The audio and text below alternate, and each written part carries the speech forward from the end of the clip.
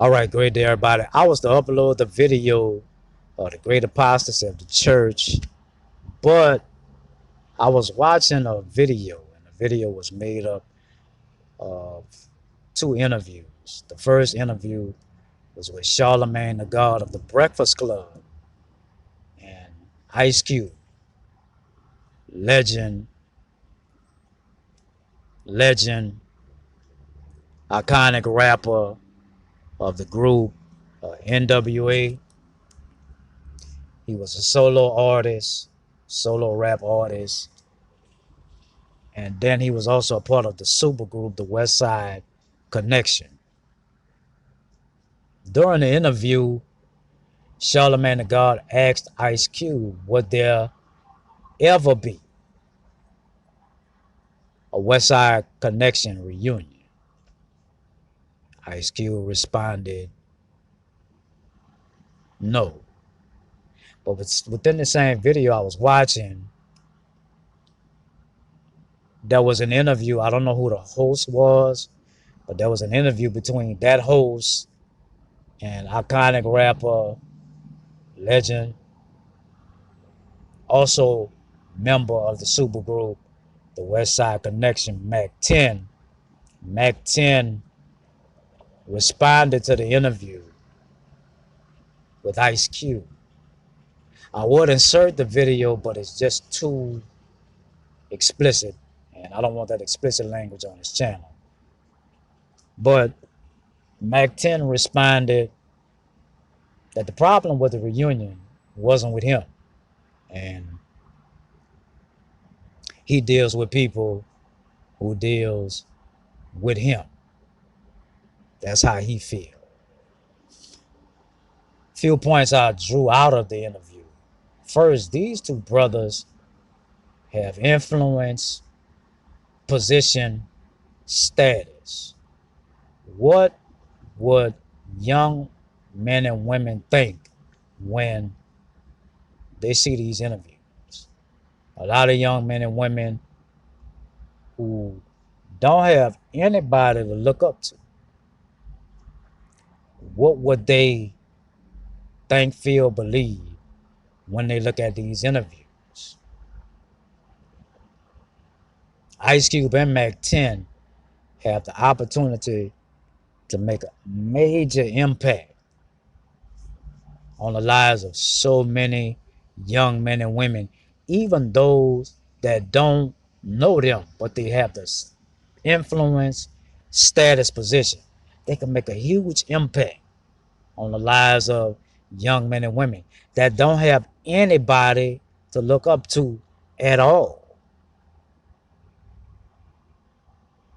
They don't have anybody to look up to, but they can make a huge impact in their lives. The second point I drew out of the interview while watching and listening to it, whatever the betrayal, tension, beef between Ice Cube and Mac 10, they really need to squash that and settle it. Because it's been 20 years. I didn't even know there was beef and tension between them. I never knew that. But they need to settle it and squash it. Going on about your separate ways is not settling. They really need to squash it and settle it, because it is affecting both of them. And they really need to squash and settle whatever that beef was. Whatever happened between them, they really need to settle it. Come back together. Here is the other point. There is no betrayal too deep to lose your soul on. There is no betrayal too deep to lose your soul over. Whatever that betrayal or tension was, it don't seem like they've let it go. Now maybe they have, but don't seem like they've let it go and forgiven one another. Because if you watch the interview or the interviews, that that venom is still there, and that vendetta between them, even after 20 years, is still pretty fresh. Even after 20 years, it's still pretty fresh. Let me highlight this too. This street life, gangster life stuff gotta go, especially when it comes to the African black community. It really gotta go because it's hurting us. It's hurting us. Street life, gangster life, it saturates, the Afro African black community, and it really needs to be done away with. And I'm not speaking as one that can't identify with it, because I can. I was like that at one time. But since the Lord Jesus transformed my life, I have a totally different view of the street life, gangster life. It's a curse, and it's a curse to the black community. It's a curse to relationships. It's a curse to networking. It's a curse to unity. It's just a curse, and that stuff need to be done away with because it's a curse to us. And that seemed like it's a part of what these interviews was all about too, because both of these brothers are from different parts of California and from different hoods or neighborhoods. Whatever the tension is, they really need to squash it and settle it. For somebody that may be listening or hear this, there is no betrayal too deep to lose your soul.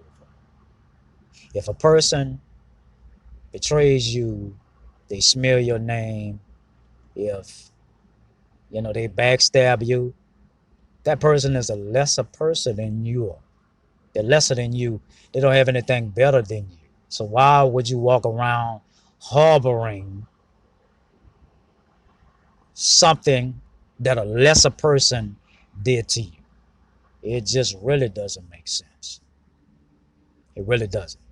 One day, if we don't forgive people for what they did to us, we got to stand before either the Lord Jesus or the Creator God and give an account for that betrayal, that tension that we didn't forgive that person for.